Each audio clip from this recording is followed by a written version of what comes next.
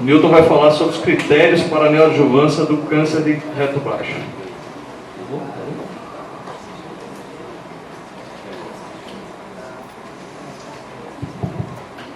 Boa tarde a todos. Gostaria de parabenizar o corpo clínico e a própria instituição pela iniciativa desse simpósio. Dizer que para mim é um prazer estar aqui. Eu sou baiano radicado em São Paulo e sempre gosto muito de voltar ao Nordeste. Então, o tema da primeira aula de hoje são os critérios para a terapia neoadjuvante no câncer de reto baixo. A gente vai tentar responder a essa pergunta, mas eu vou um pouco além, vou comentar um pouco sobre o contexto global da quimio-radioterapia neoadjuvante nessa doença.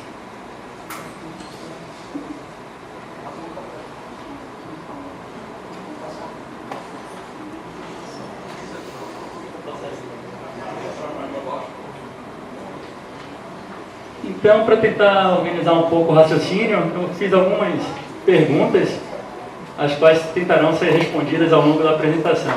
Então, primeiramente, o tema da aula: quais são as indicações da quimio-radioterapia neoadjuvante?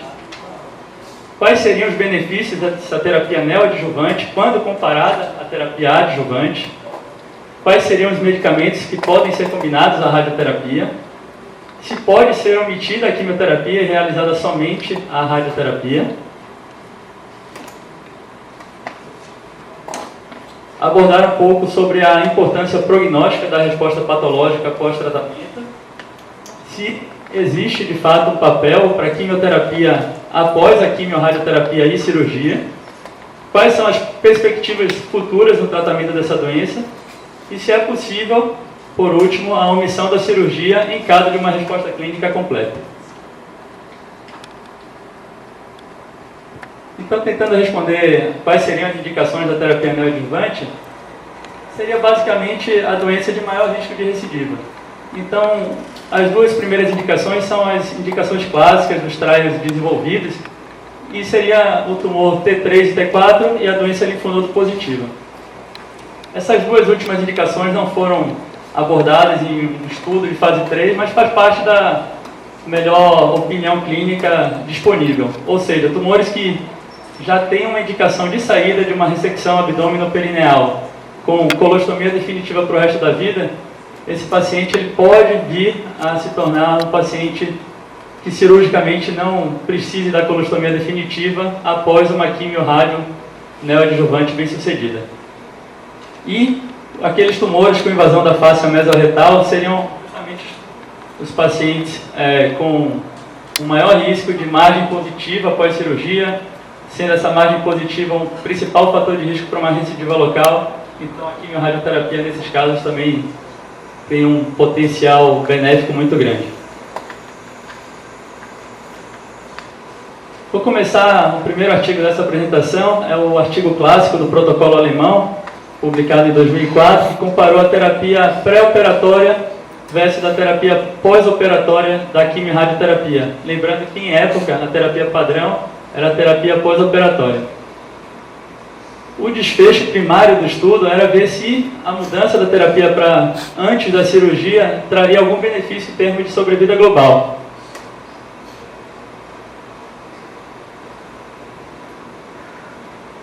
Como pode ser visto aqui, não houve qualquer diferença em termos de sobrevida global. Então esse é um estudo negativo para o seu desfecho primário. Contudo, como a gente vai abordar, ele mudou a medicina. Eu falo para os meus residentes que se existe um estudo negativo que mudou a medicina, mudou a oncologia, esse é o principal estudo a ser lido negativo que mudou tudo. Também não houve diferença entre os grupos quanto à sobrevida livre de progressão. E por que ele mudou a nossa prática? Como pode ser visto aqui, houve uma diferença importante em termos da recidiva local da doença.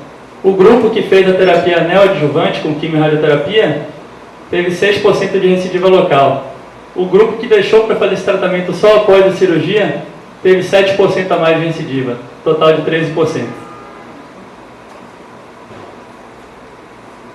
Contudo, apesar de ter menos recidiva local, não houve diferença significativa em termos de recorrência em outros pontos do corpo. além de ter menos recidiva local, um outro ponto interessante desse estudo é que, quando recrutado, o cirurgião tinha que determinar ou tentar prever se haveria uma indicação de colostomia definitiva para aquele paciente. E, quando verificado o tratamento cirúrgico de fato realizado, 39% dos pacientes que fizeram a terapia neoadjuvante acabaram não sendo submetidos a uma colostomia definitiva, enquanto apenas 19% do grupo que deixou para fazer o tratamento após a cirurgia teve essa colostomia definitiva evitada. E por último, a diferença também em termos de toxicidade ao tratamento foi muito menor, seja toxicidade aguda, composta por diarreia, ou seja por estenose da anastomose, que é uma complicação crônica, também foi menor no grupo da terapia neoadjuvante. Então, de forma geral, trazer o tratamento com quimio-radioterapia para antes da cirurgia comprovadamente reduz recidiva local, maior êxito em termos de prevenção de colostomia definitiva e uma menor toxicidade ao tratamento. Então, esse estudo, que é negativo para o seu desfecho primário, mudou a nossa prática. Tentando responder uma outra pergunta sobre quais os agentes que a gente pode utilizar durante a fase da quimio-radioterapia, foi feito um estudo de não inferioridade, tentando comprovar se a capecitabina, que é o Xeloda, nome comercial, seria tão eficaz quanto o Fluoracil, que é a droga padrão e que inclusive foi utilizado no protocolo alemão. E esse estudo aqui conseguiu provar com êxito que o Xeloda, a capecitabina, seria não inferior ao Fluoracil endovenoso, permitindo que essa droga também possa ser utilizada na fase da quimio-radioterapia. Diante do sucesso da adição da oxaliplatina ao tratamento com fluoropirimidinas no cenário adjuvante do câncer de cólon, também foi tentado demonstrar se haveria o benefício da adição da oxaliplatina nessa quimio-radioterapia pré-operatória.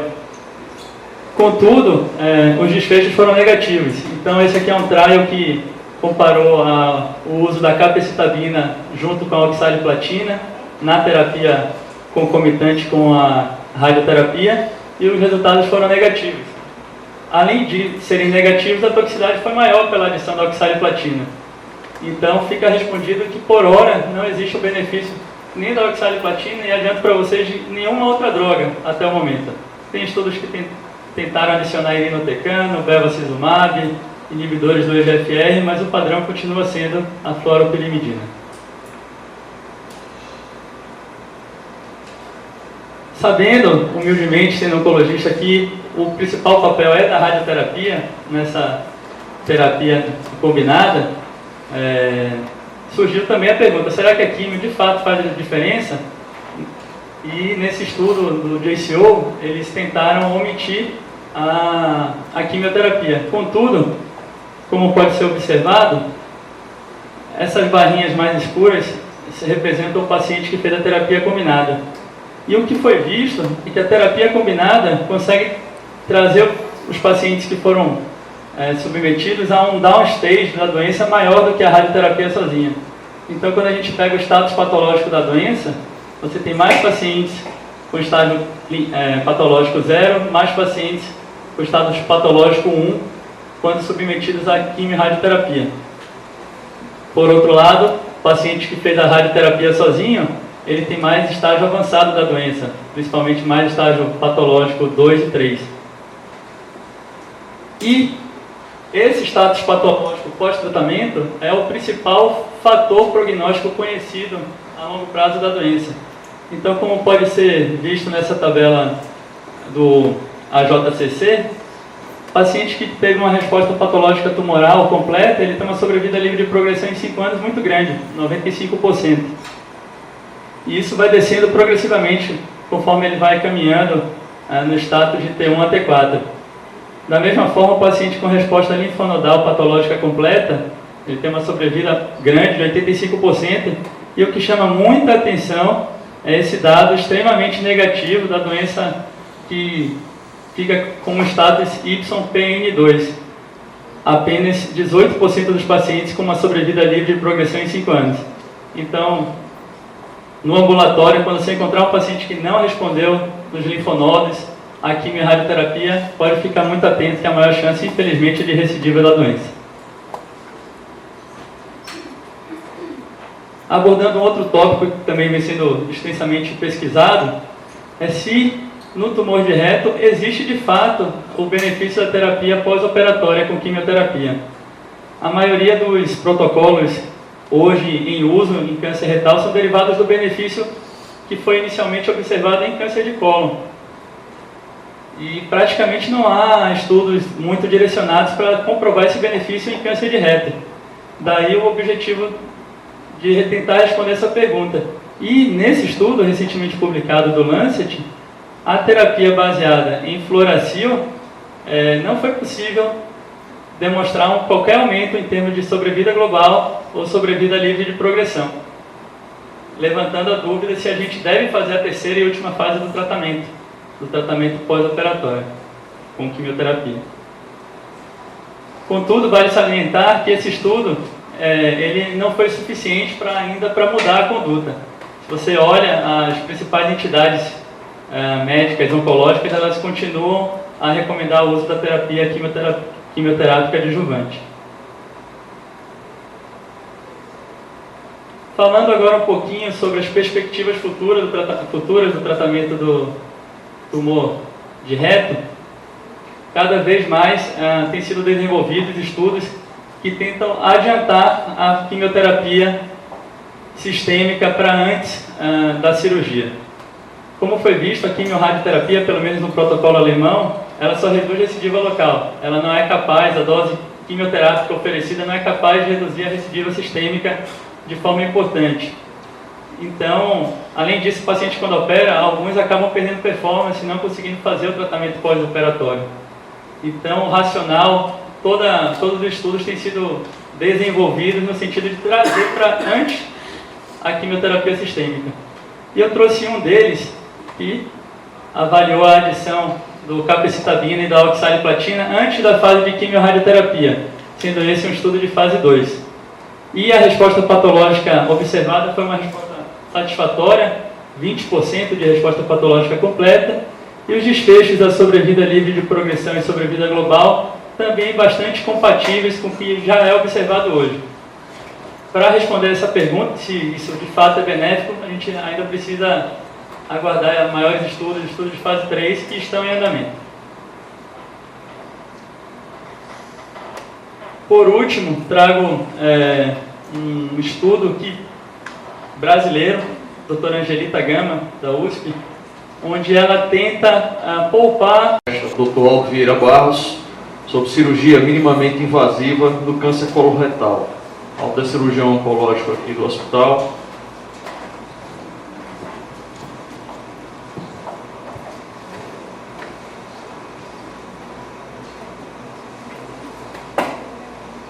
Bem, boa tarde a todos. Só colocando ali a apresentação. Gostaria inicialmente de agradecer à comissão organizadora. E o tema que me coube foi falar um pouco sobre cirurgias minimamente invasivas no tratamento do câncer coloretal. Está preparando ali minimamente invasiva no câncer coloretal.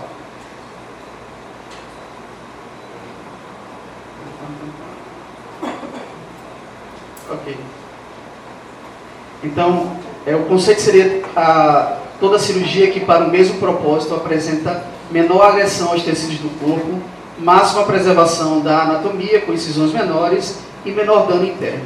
Consequentemente, relacionado a alguns benefícios, como cicatriz cirúrgica reduzida, menor dor pós-operatória, menor taxa de complicações, uma recuperação mais rápida, alta hospitalar precoce, retorno mais rápido às atividades habituais e um maior conforto para o paciente. Então, desde que ela foi introduzida na prática das doenças coloretais, em 1991 por Jacobs, a cirurgia minimamente invasiva ela revolucionou o tratamento do câncer coloretal nos últimos anos e vem ganhando a cada dia mais adeptos nos grandes e pequenos centros também. Então, nesse contexto, eu vou falar um pouco sobre a cirurgia videolaparoscópica, a cirurgia endoscópica transanal e a cirurgia robótica. Eu coloquei nessa ordem porque é a ordem da nossa experiência, uma vez que a gente só tem experiência na primeira modalidade, nas outras duas a gente não tem a prática, mas vou tentar citar um pouco sobre elas. Então, na cirurgia videolaparoscópica, como eu falei, foi iniciada os primeiros relatos nesse artigo de Jacobs, nos Estados Unidos, em 1990, e o primeiro relato dessa cirurgia realizada aqui no Brasil, na abordagem coloretal por vídeo, foi pelo grupo do professor Regadas, lá de Fortaleza, que ele realizou uma reconstrução no paciente com cirurgia Hartmann. Desde então, a partir desse início da cirurgia nos pacientes com doenças coloretais, vários artigos foram surgindo e mostraram que a recorrência existia nos portais, poderia existir recorrências nos portais dessa cirurgia. A partir daí, então, surgiu o questionamento: será que esse procedimento é seguro do ponto de vista oncológico no tratamento dos pacientes com câncer?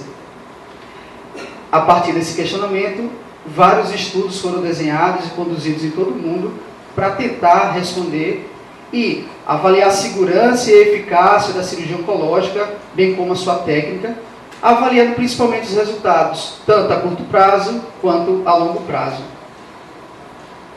Então, falando um pouco dos resultados a curto prazo, vários trabalhos randomizados e controlados, prospectivos, como o Classic Trial, Color e o Lepcon, eles mostram que, com relação aos resultados a curto prazo, o grupo da laparoscopia apresentou menor dor pós-operatória, uma recuperação rápida das funções do trato gastrointestinal, um menor tempo de internação hospitalar, melhor resposta da função pulmonar e, assim também, como uma melhor satisfação estética. E, apesar de ter um maior tempo operatório, principalmente no início da curva de aprendizado, esses pacientes apresentaram uma menor perda sanguínea e uma redução da incidência de aderências pós-operatórias, que isso pode estar relacionado a uma dissecção meticulosa, delicada, facilitada pelos instrumentos usados na laparoscopia, assim como a magnificação das imagens pela videoscopia. Com relação aos números de linfonodos, esse trabalho italiano mostra que os pacientes do grupo da laparoscopia apresentaram um maior número de linfonodos ressecados quando comparado à cirurgia aberta, com P de significância.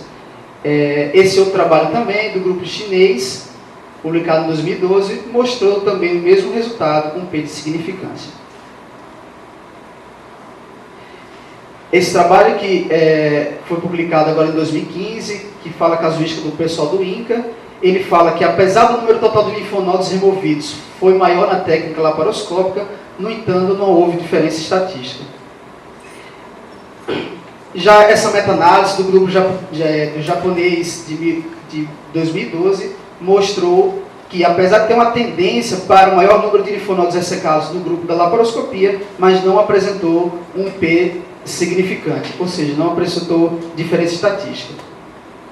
E com relação ao custo da cirurgia, essa mesma meta-análise mostra que o custo geral da cirurgia não houve diferença entre os dois grupos, laparoscópico e cirurgia aberta.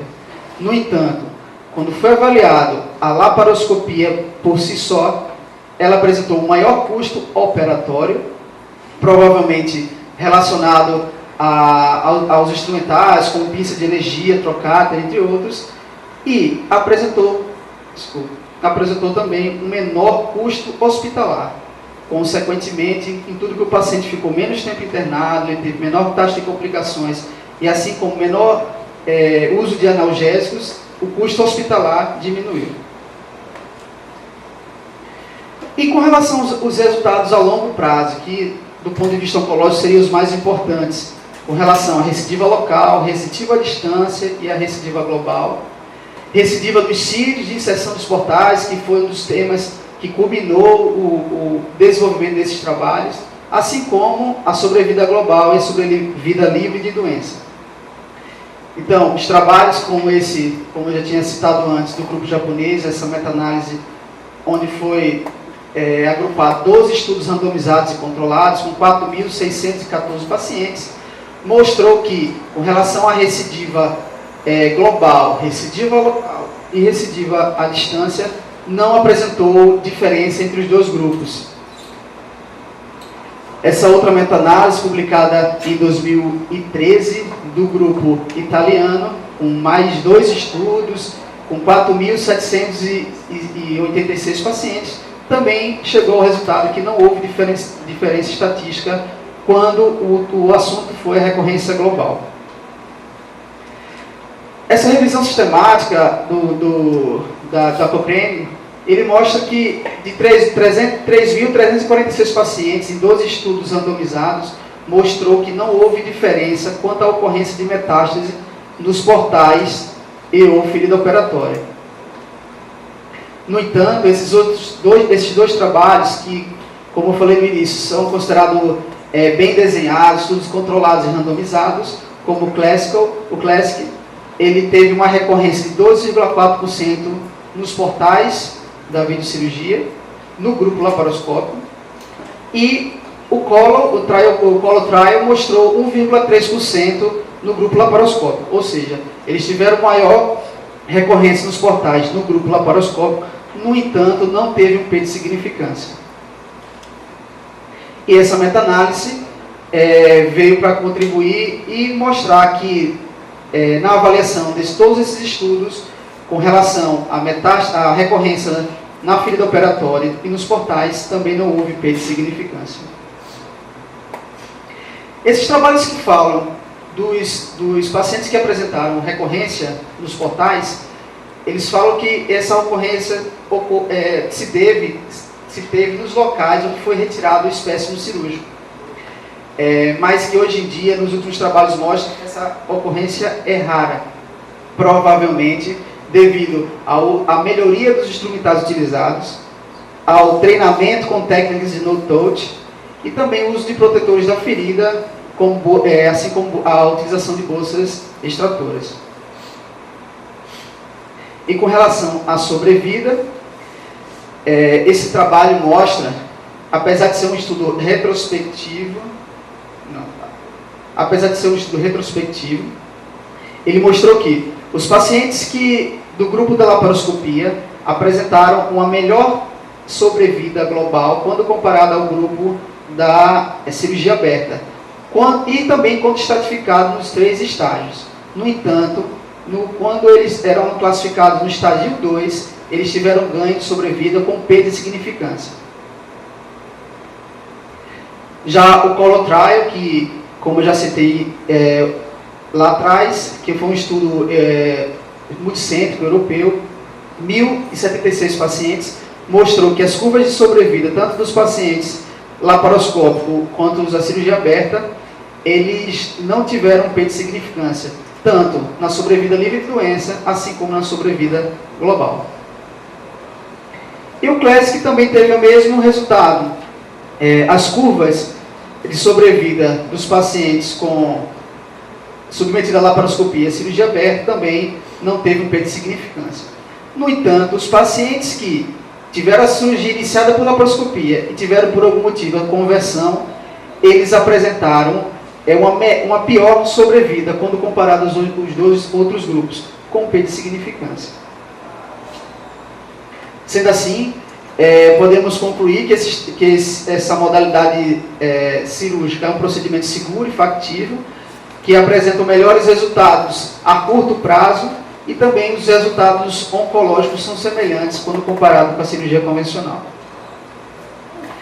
Mas existem alguns artigos que falam de algumas particularidades quando você fala do tratamento laparoscópico no câncer retal propriamente dito.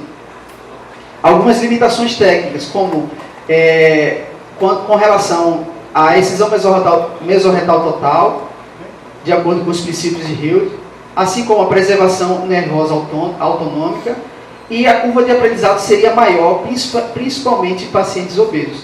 Então isso poderia estar gerando uma limitação técnica no tratamento do laparoscópio no câncer retal. No entanto, o Color 2 Trial publicado em 2013 seus resultados, mostrou que não houve diferença quando comparados os dois grupos, os pacientes com câncer de reto médio e inferior. As margens cirúrgicas foram semelhantes e aqueles do grupo laparoscópico ainda apresentaram uma melhor recuperação. Esse artigo ele fala sobre uma alternativa que poderia ser usada naqueles centros que estão apresentando essas dificuldades técnicas, quando a laparoscopia é única, seria a laparoscopia hand assisted, onde você tem uma abordagem híbrida, que esse estudo, quando comparou tratamento do câncer médio e inferior do câncer retal, quando comparado com a cirurgia aberta, ele não mostrou diferenças estatísticas. No entanto, quando comparado com a laparoscopia, tendo como base outros estudos, essa modalidade, a hand assisted, apresentou um menor tempo operatório e uma menor taxa de conversão. Que seria uma opção, como eu falei, para essas possíveis dificuldades técnicas. Então, conclui-se que a excisão mesorretal total por videolaparoscopia também é um procedimento seguro, tem o mesmo benefício da cirurgia colônica, e com a evolução das técnicas cirúrgicas e instrumentais e aumento da experiência da equipe, essas limitações tendem a ser diminuídas. Isso aqui são imagens de cirurgia realizada aqui no nosso serviço, onde mostra que com o uso do instrumental você consegue fazer a dissecção aqui da pele, fazendo a excisão mesorretal total, sem comprometer o resultado oncológico do espécime cirúrgico. Então, vamos falar um pouco agora sobre a cirurgia endoscópica transanal. Foi desenvolvida em 1980, coloca aí o vídeo, e trata-se de uma técnica onde você coloca um aparelho por via retal, transanal, e através de aparelhos você consegue fazer a visualização da lesão a ser ressecada, você consegue ter uma noção melhor das margens com uma maior segurança. É claro, como eu vou falar mais na frente, existem algumas indicações precisas para o tipo de lesão, não tem indicação para todas as lesões retais, mas você consegue fazer uma boa avaliação de toda a lesão, assim como fazer sua ressecção e posteriormente fazer a rafia desse defeito, tudo por via transanal. Com isso você diminui as taxas de complicações, diminui também a realização de cirurgias radicais. Deixa eu só ali tirar a peça. Vocês podem observar que ele vai fixar para avaliar as margens e depois faz a rafia após a retirada do espécime. Então existem algumas modalidades dessa cirurgia transanal. Tem o TEM, o TEL, o TAMIS e o TSPM. O que seria tudo isso? O TEM, o que difere dele para os outros é de acordo com o aparelho, onde ele fornece uma visão em três dimensões. O TEL é um outro aparelho onde você tem uma visão apenas em 2D. O TAMIS ou TSPM, que são sinônimos, seria aquela que eu demonstrado no vídeo, onde foi uma alternativa ao TEM e o TEL, onde o custo era muito maior devido ao aparelho específico. Foi feito não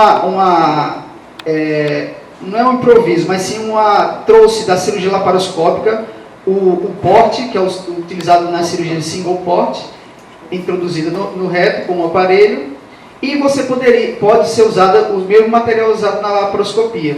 Consequentemente, você diminui o custo dessa cirurgia. E esse trabalho mostra que, quando comparado com a outra modalidade de cirurgia radical, o TAMIS é um procedimento factível e seguro no tratamento do câncer retal, fácil realização, a curva de aprendizado é bem menor, porque já traz a experiência da laparoscopia, tem um menor custo e causa menos trauma ao esfíncter anal quando comparado às outras duas modalidades. Então, quais seriam as indicações, no geral, da cirurgia endoscópica transanal? Aquele adenoma céssio, largo, que não foi possível ser ressecado pela colonoscopia, lesão de até 18 a 20 centímetros da margem anal.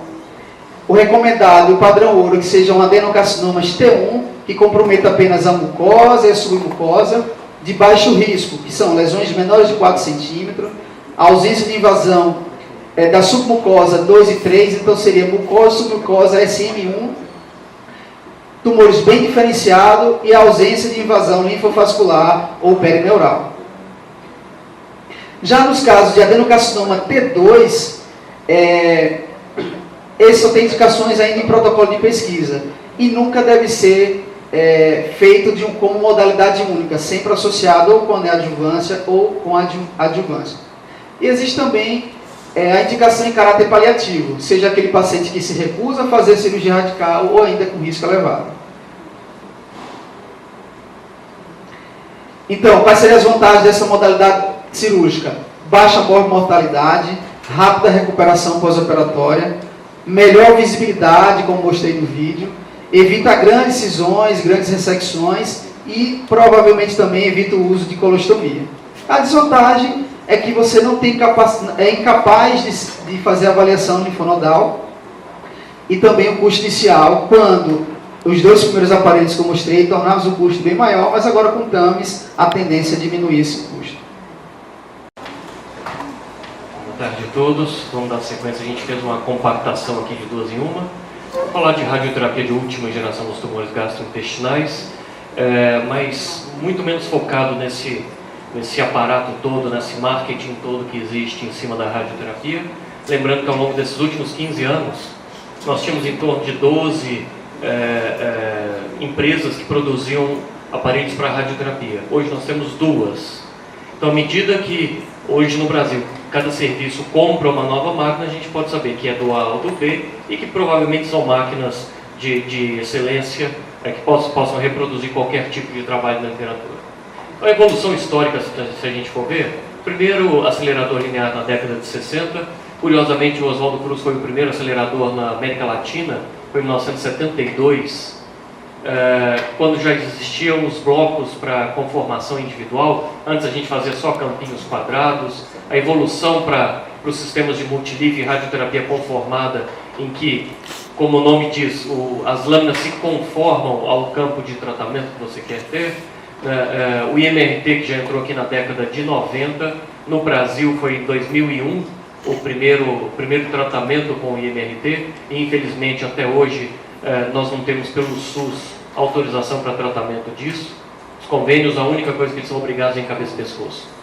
E já no 2000 para frente, aí nós temos um potpourri de técnicas, IMRT em alta definição, IMRT volumétrica e acoplado ou não à radioterapia guiada por imagem. Quando a gente fala então de tecnologia, tem que tomar cuidado com os pontos de vista, né? Então, quanto mais a gente acrescenta informação, mais a gente se aproxima da verdade. Uma simulação convencional de reto era basicamente isso. Então a gente traçava aproximadamente onde estava a lesão, fazia os blocos de proteção manuais e torcia para o tumor estar todo aqui dentro. Era um volume grande de tratamento que se tinha e acabava trazendo mais complicações do que a gente gostaria. Segunda geração, que é a radioterapia com sistema de planejamento tridimensional, você faz uma tomografia dedicada para isso, reconstrói o que quer tratar, faz a composição dos campos e avalia. Opa! Ele está teimoso. Aí. E avalia o plano final de tratamento, liberando ou não. Então tem uma reconstrução tridimensional, e aí o nome diz radioterapia conformada, porque os campos se conformam com o que você desenhou, tridimensional. Bom, os aceleradores são esses, não tem material radioativo, não tem nada de especial. Aceleram os feixes, e aqui a gente produz raio-x de alta energia, mas para ficar chique a gente chama de fóton. E a terceira geração, que consegue fazer com que este feixe não seja uniforme e seja modulado no paciente. É chamado de intensidade modulada da radioterapia, ou quando a gente vai fazer um planejamento, a abreviatura mais correta talvez seja isso, que dá um trabalho miserável. Mas o que a gente tem é isso. Daqui não vai dar para ver em definição, nós temos uma delimitação que é feita com uma radioterapia conformada, do volume-alvo, mais a drenagem, enfim. Só que quando você vai na radioterapia conformada, não tem muito como seguir este desenho bonitinho fazendo curva. basicamente forma um quadradão. Então, para o radioterapeuta é um pouco mais fácil. Se tivesse um linfonodo aqui, que você não sabe se tem que incluir ou não, ou um linfonodinho aqui, tanto faz. Ele está no campo de tratamento. Então, é basicamente esse volume que a gente trata. Agora, quando você entra no campo do IMRT, o que você desenhar é o que ele vai tratar. Então, isso acrescenta um risco de perda marginal, e aí a gente precisa ter um pouco mais de atenção. Essa é a diferença que nós temos, por exemplo, de radiação de alça intestinal num campo 3D, e como se protege com a mesma dose alça intestinal num campo com IMRT.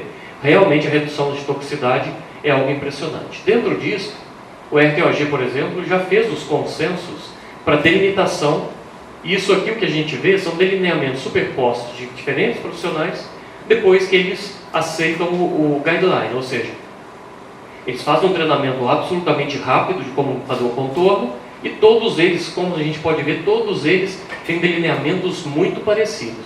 Isso normatiza o que a gente vai precisar tratar. Então, situações especiais, por exemplo, quando você tem infiltração de canal anal, que precisa ser dada, irradiação também dos inguinais, todo radioterapeuta sabe como isso aqui é dramático.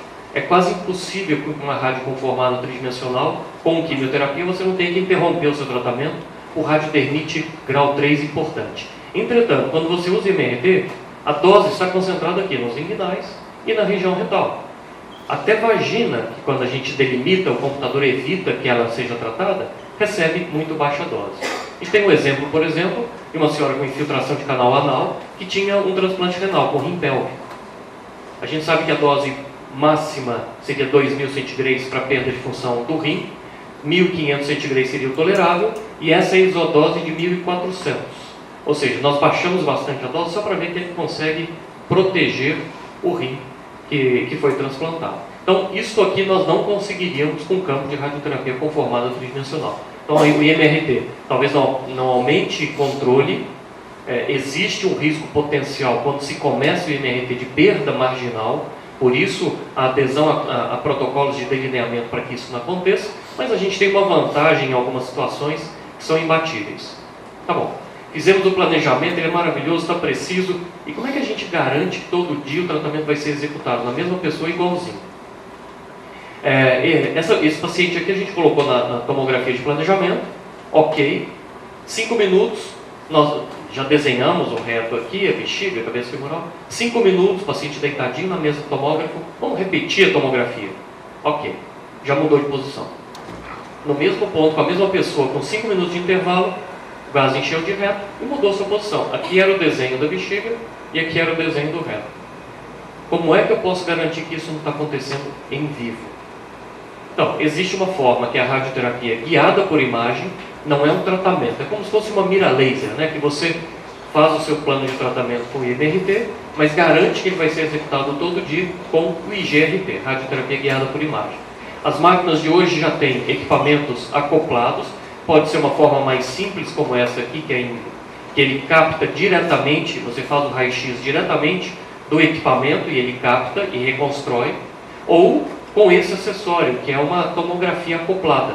Então o equipamento faz um giro, isso aqui emite o raio-x volumétrico, isso aqui reconstrói, e você tem uma tomografia em tempo real com o paciente na mesa, na máquina, antes de tratar.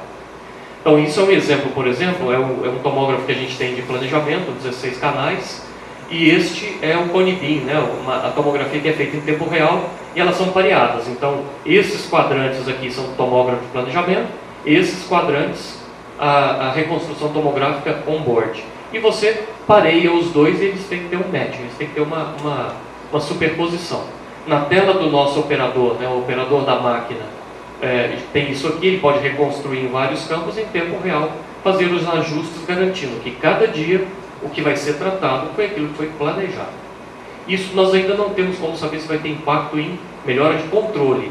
Há alguns estudos que estão sistematicamente usando IGRT comparados com a série histórica de 3D para ver se a gente tem algum tipo de benefício. Pelo menos em relação à toxicidade, quando a gente fala de reto, que vai ser a próxima apresentação, grau 2, com irradiação de toda a pelve, a gente tem menos toxicidade quando se usa radioterapia com intensidade modulada. Quer dizer, isso é estatisticamente significativo.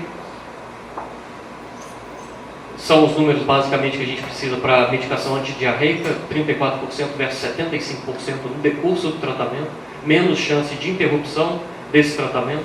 Toxicidade crônica, grau 0, é muito maior com IMRT, grau 2 ou 3 tardias são muito menores com IMRT. Então, se ainda não temos como dizer que aumenta o controle, pelo menos redução de toxicidade já tem confirmação. Não só a toxicidade intestinal, mas como a toxicidade medular, porque a gente está irradiando pelve. A pelve representa 40%, os ossos da pelve, 40% da produção sanguínea. Então, se você faz um campo conformado em que um grande volume de ósseo é irradiado, você pode e tem impacto na toxicidade medular. E isso pode ter um impacto desfavorável para a quimioterapia. Bom, de avanços em radioterapia, uma interessante é que está fora da radioterapia. Além da imagem, existem algumas drogas que já são testadas para quando tudo deu errado. Quando você tem uma retite importante, quando você tem um quadro crônico. Então existe o Elmiron, que é usado para cistite crônica, já tem disponível no Brasil, e que estão tentando usar também em casos de retite ou enterite. O RTOG tem um trial em que se usa a intraoperatória, como foi comentado, para as lesões avançadas, e basicamente isso aqui é o aplicador do MD Anderson, o Henderson Anderson Mic Applicator, em que você conecta isso aqui na hora da cirurgia. Se tiver margem comprometida, tem uma unidade robótica de braquiterapia que consegue tratar o segmento que você quiser. Isso dá muita alta dose localizada, só que você está com as alças intestinais afastadas. Então a chance de toxicidade é muito menor, os dados iniciais interessantes. Nas recidivas pélvicas, como já foi apresentado antes, a PET veio para ajudar. A gente pode fazer a fusão de imagens PET e radioterapia para guiar esse tratamento na recidiva. A radioterapia intraoperatória, que já existe em poucos serviços no país, isso aqui nem seria o problema. O problema é como é que você vai transferir esse paciente para a radioterapia do centro cirúrgico. Então é uma logística complicada. Até em mama isso aqui está sendo um pouco abandonado, e a gente está migrando para... Isso já tem disponível no Brasil. No Oswaldo Cruz a gente já tem o Intrabin, que é o equipamento da ZAIS. Isso aqui é um acelerador linear de partículas. Isso aqui é o apoio para a mão. Então vocês podem ver que ele é um pouco maior que a mão. Ele acelera partículas aqui e colide com essa ponta, esse alvo aqui, gerando uma irradiação volumétrica. Entretanto, ele pode ser acoplado com esses aplicadores FLET, que fazem uma irradiação uniforme para serem usados no intraoperatório. Então, se há uma margem comprometida no intraoperatório, esse equipamento aqui pesa 200 kg, tem rodinha, fica no centro cirúrgico. Opa, temos um problema aqui, chama a equipe da radioterapia, podemos fazer a complementação de radioterapia intraoperatória em tempo real. Custo de tratamento, R$ 6.090 por aplicação.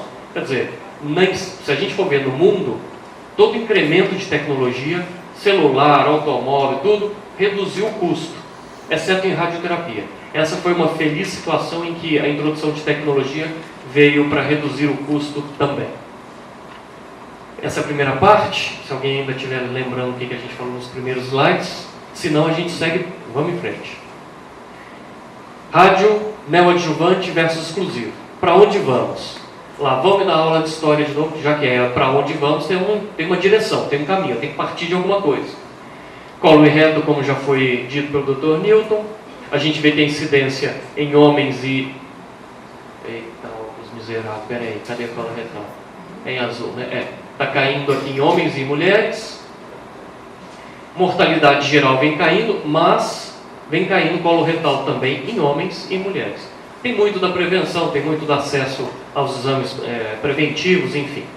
Vamos em 73, mas a gente vai rapidinho, juro. Então, o início dos patterns of care, nos tratamentos dos cânceres de colo retal, basicamente de reto. Cirurgia seguida de observação versus radioterapia pós-operatória com doses que hoje a gente sabe que são as utilizadas, versus quimio pós-operatória com 5FU semustine e rádio e quimio pós-operatórios. Eram muito poucos pacientes, mas no final o que se viu é que a chance de recidiva local reduzia com a associação de rádio e quimio pós-operatório em comparação com somente cirurgia. Sobrevida livre de doença, houve uma tendência melhor, sem diferença sobre vida global. É difícil a gente tentar fazer avaliação com uns 40 ou 50 pacientes. Vamos para frente. Nem tão para frente. Vamos lá. Ok. É isso. Eita.